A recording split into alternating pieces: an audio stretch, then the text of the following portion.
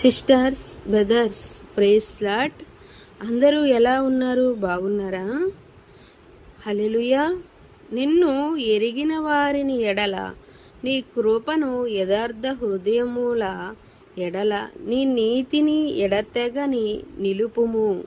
కీర్తనకారుడు చేసిన అమూల్యమైన ప్రార్థనలో ఇది ఒకటి. ప్రపంచంలో దేవుణ్ణి తెలుసుకోవడం కన్నా ప్రాముఖ్యమైన అంశం మరొకటి లేదు.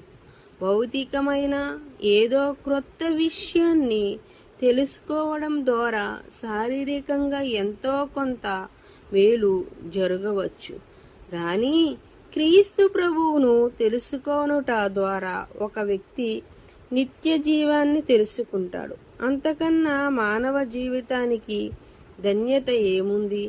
సిలువలో క్రీస్తు ప్రభువును రుజువుపరిచిన నిస్వార్థ ప్రేమను తెలుసుకున్నవాడు, లోక ప్రేమను వెంబడించిన వాడు తన జీవితాన్ని వ్యర్థపరచుకోడు. హల్లెలూయా.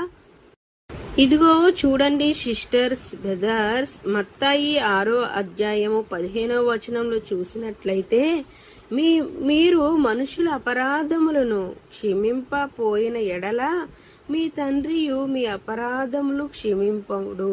హల్లెలూయా. ఎంత మంచి వాక్యమో చూడండి.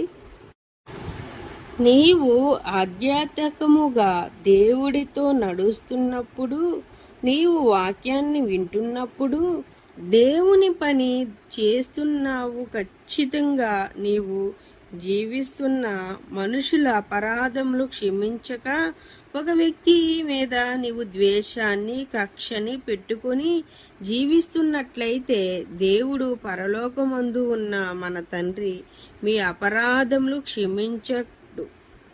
క్షమించడంట. ఇక దేనికి ఇంత భక్తి చేసి ఒక వ్యక్తిని క్షమించలేకపోతే మన భక్తి దేనికి? అది దేనికి పనికిరాదు అండి, దేనికి పనికిరాదండి. దేవుడు అంటూ ఉన్నాడు కాబట్టి నీ మనసులో ఎవరైతే కక్షతో ఉన్నారో వారిని ఎప్పుడు అయితే క్షమిస్తావో అప్పుడే దేవుని మీ అపరాధములు క్షమిస్తారు అంట. అంతవరకు క్షమాపణ ఉండదు. జీవిస్తున్నావు అన్న పేరు ఉంటుంది, కానీ మొదటిలోనే అందుకే క్షమించుము. ఈ లోకంలో ఒక వ్యక్తిని గొప్ప బహుమానం ఏంటి అంటే క్షమాపణ. గొప్ప బహుమానం ఏంటండి? క్షమాపణ. హల్లెలూయా. నా ప్రార్థన ఆలకింపుము, నా విన్నపములకు చెవియొగ్గుము.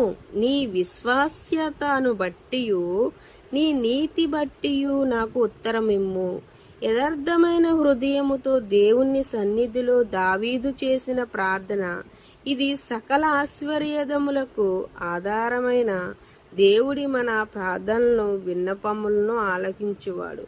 విశ్వాసంతో చేసే ప్రార్థనలకు, జవాబులకు పునాది దేవుని విశ్వాసత. స్వస్థపూరిత కిరాటకాల చుట్లాటలో మోసపోయావా? మోయలేని భారాన్ని మోసే ప్రయత్నంలో సిద్ధిలాల మధ్య చిక్కుకుపోయావా? నీ కన్నీటిని చూస్తూ మనసులో నవ్వుకుంటూ సమాజాన్ని చూసి ఎవరిని ఇక నమ్మలేననుకుంటున్నావా? నీ దేవుడు నమ్మదగినవాడు.